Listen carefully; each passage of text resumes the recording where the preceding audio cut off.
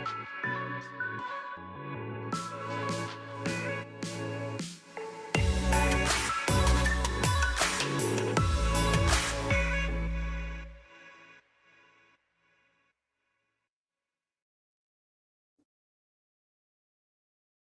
all. Welcome back. My name is Nina Means, Director for Austin Community College Fashion Incubator, and we are here for another week of Coffee Talk. Each week we go live on Monday mornings at 10 a.m. To get a chance to talk with you about, just some ways that we're getting the week started off at the ACC Fashion Incubator. Here at the college, we are really excited about all the exciting programs that are happening, specifically at the Highland campus, where we're located in Central Austin. But we are also really, use this time to talk about just some things that are going on in our industry, in our business, and how important it is for us to stay connected to what's going on, really not just here in Texas, but really across the globe. So here, today we're wanted to dig into an article that we pulled from Forbes, our team pulled regarding sustainability. This article went live on Friday morning, excuse me, and it's called Sustainable Fashion Wants Brands to Redefine Business Growth. This article brings up the idea of degrowth in terms of sustainability. Brands should be growing slower, more deliberately, and increase market size, not just repeat purchases to the same hyper niche audience. This is really interesting because, sustainability is a core value at the ACC Fashion Incubator. It's really the primary reason we take a stand for fashion technology to strategically educate the new class of fashion designers to work digitally, promoting less waste and precision in creating product, at really a fraction of the cost, in a timely way. Product that their customer is really going to love, intentional product. So, with this article, it really sparked a lot of issues that are underlying that I don't even think the author has time to unpack, all of the residual issues that something like this could create. Degrowth, what does that really mean? I also really don't have time in the 10 to 15 minutes that we take at the beginning of the week to kind of go through all the residual effects and all the ripple effects that happen in business when you decide to take a stand on degrowth and what does that mean. So we're going to take a little bit of time to unpack that. But, just know that this is really just a kind of 10 or 15 minute moment that we have together to kind of mull over some ideas, to kind of get our week started.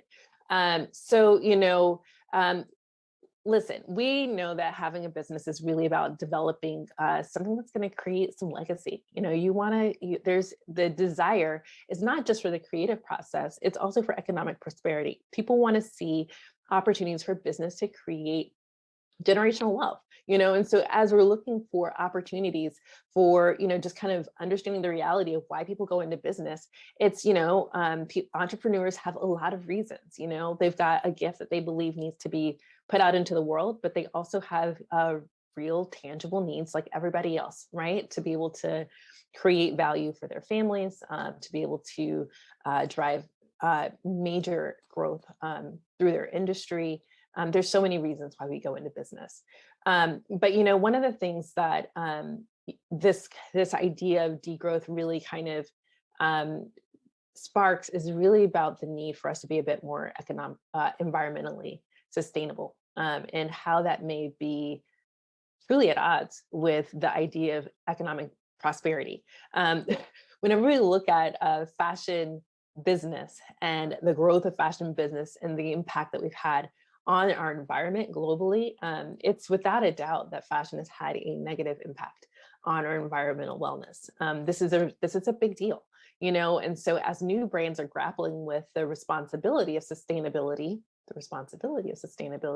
this is something that is really important for our brands to kind of say, well, how do I do this in a profitable way, right? Because we need to be able to afford to bring more collections to the customer.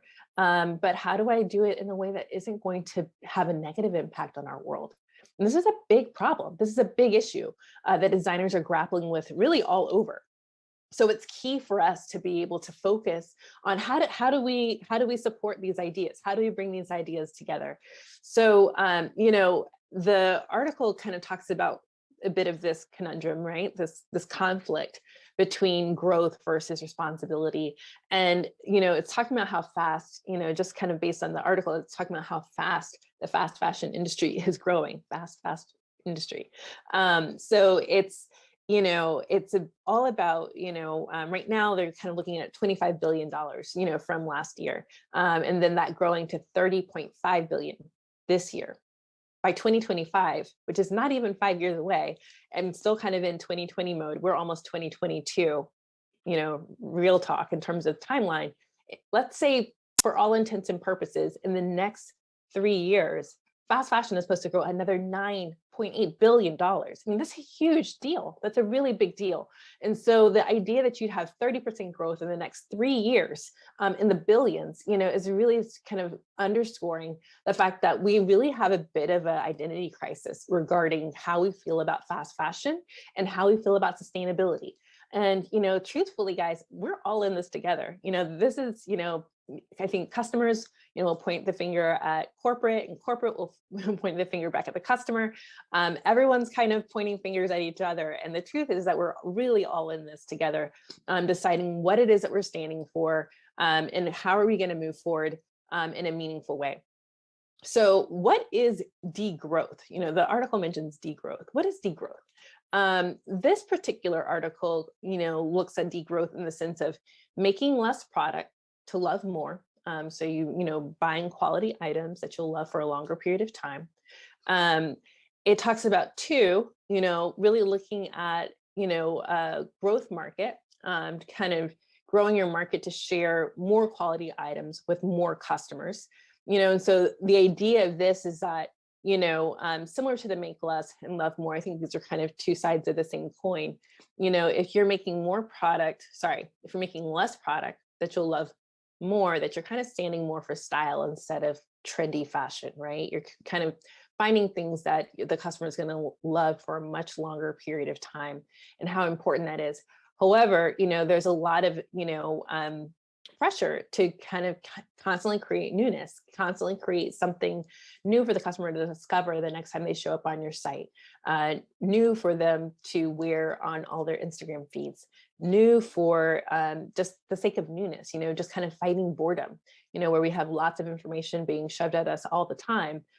Partly what we wear is kind of contributing to that, right? It's how we show up, how we evolve, how we feel about ourselves in a lot of ways. And so this is really where the customer and the designer or the brands have to kind of be in the same wavelength. They have to kind of be on the same page about how much product is enough product and how long can I expect to use these garments. So the other side of that is saying, okay, if I'm making fewer garments that are more valuable and I'm going to love them for longer, I actually need to now grow my market. Right? That's kind of what the article is kind of referring to, is like, now I've really got to grow my actual market share. So there's a lot of other business components. I'm sure for those of you who understand the mechanics of growing your market share, understand how much more goes behind that. And so I don't think I have to go into that in too much detail. However, the goal of degrowth is to genuinely grow your market share with high value product. And by doing that you're actually driving more business to your bottom line. That's the idea, if you do it well, right? And so then the last part of degrowth is really about circularity. So these ideas of creating buyback programs or upcycling or modular, long-term value kinds of products, that allow the customer to engage with a product for a much longer period of time. High quality goods, high quality fibers, understanding the difference between a high quality eco fiber and a low quality eco fiber, and what the value is of that to the customer, and where that product will eventually end up. As we've said before, guys, we really are in this together, the customers and the creators. This is a supply and demand kind of issue, right? About what do we want? Do we want fast fashion? Do we want to subscribe to fast fashion? Clearly, it looks like the models are suggesting that there will be rapid growth in this space anyway. However, that is firmly in the hands of the customer and firmly in the hands of the brands who decide what they're going to do with their growth model, with their revenue model. So, we won't really be able to look at each other and say, not it. We just have to kind of decide we're in this and we're making something of it, whether it's to be more environmentally responsible or not. We all have these decisions that we'll have to make. You guys can check out this article yourself. I think it's really interesting. There's a lot more to it. Olivia Pinnock, I want to thank her. She did a fantastic job. She primarily covers the Europe market. But I think this thoughtful piece is very relevant to our market as well.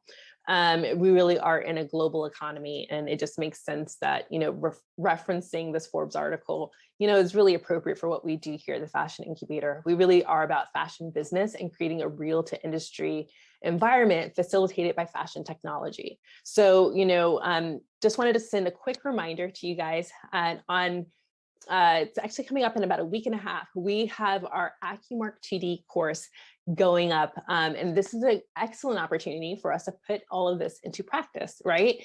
You're learning how to work digitally, create patterns, really design digitally, and then to be able to, leverage that fashion technology to create less waste.